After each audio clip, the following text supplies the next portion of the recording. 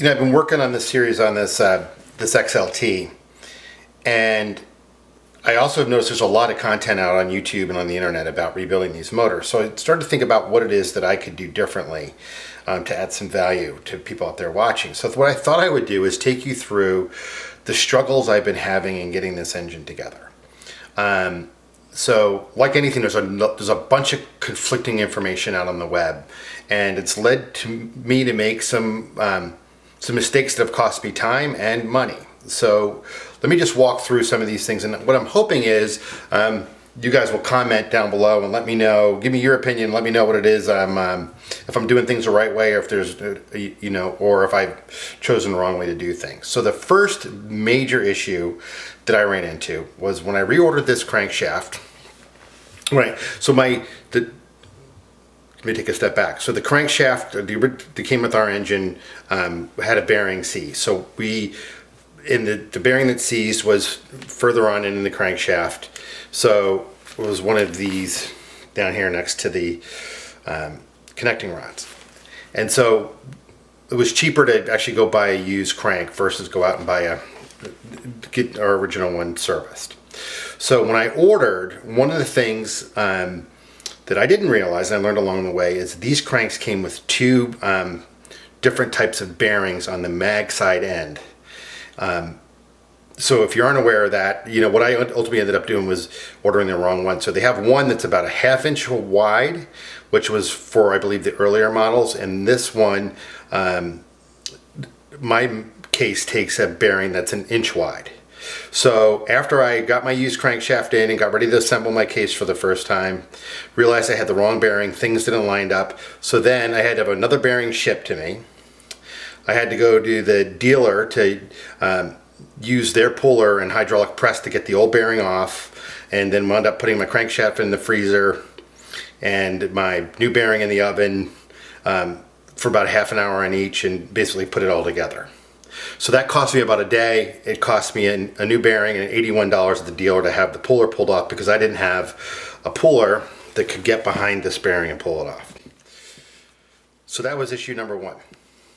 Issue number two that I ran into is that when you look at the manual, and I also put a picture of the manual, when you go to put the case together, the case needs to be torqued.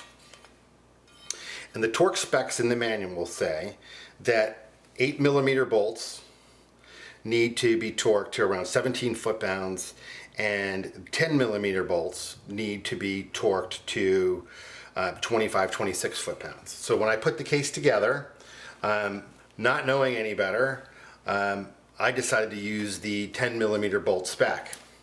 And what ultimately ended up happening is I got the crank together, and I ended up snapping off the end of my oil pump gear. So basically had to order a new one of these and have it shipped, and that set us back a few days.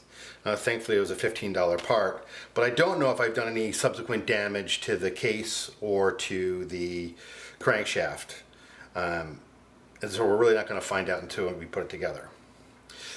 So that's number two. So it turns out that when I look at my machine, all I have are 8mm bolts. And I confirmed that using a gauge it here, and went through all the bolts that I have for my case, and they all appear to be, if you can't see that, M8s, which tells me I need to torque to 17, 18 foot-pounds, and that's it. So that's another issue, and we're gonna go ahead and put it together, and we'll find out, if I did any damage when we go to try to run it or get it all together. Next debate. These are my seals for the ends of my crank, the oil seals for the end of the crankshaft. So the manual says fill these with grease. If you look online, it says put a light coat of grease. I've also seen in the chats that you should use two-stroke oil, not grease, because grease retains dust. So I've got a lot of grease in these, so what I'm actually going to do is I'm going to remove some of it and just go with a light coat of grease and go that way. So again, I'd love to hear your comments down below. Next, assembly lube. So we've got a couple of options for greasing things. So a lot of people say use two-stroke oil, and a lot of people say use synthetic assembly lube, which I've used on the top ends of other machines before, so not sure what to do with the crank. I think that based on the latest things I've been studying, I'm going to go ahead and use two-stroke oil to lube all the bearings and the case journals before putting it together. Again, love to hear your comments. And then the last thing that I ran into is what it is you're supposed to use to seal the case. And I went the wrong way. I made an absolute mess. The manual, and I'm using a climber manual, calls for Loctite 515. This is an anaerobic sealer that's kind of comes out like jelly. It's easy to spread. Some people say put it on the top half of your case, put it together, and you're good to go. And talking to the dealer and to the parts place where I've got my crank and parts, they use this 3-bond 1184. So one mistake I made with this before is I had put it on way too thick, and I put it on both halves of the case. And so I ultimately, when I had to take it apart after breaking my oil pump gear, I had this synthetic gasket seal all over my bearings, all over these journals.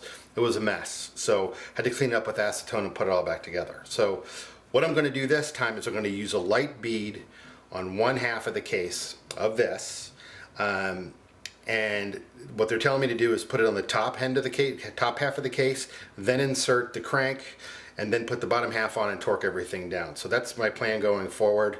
But again, would love to have your comments and feedback. We're going to cut to the next segment here. We're going to go ahead and put this together and hopefully get it running.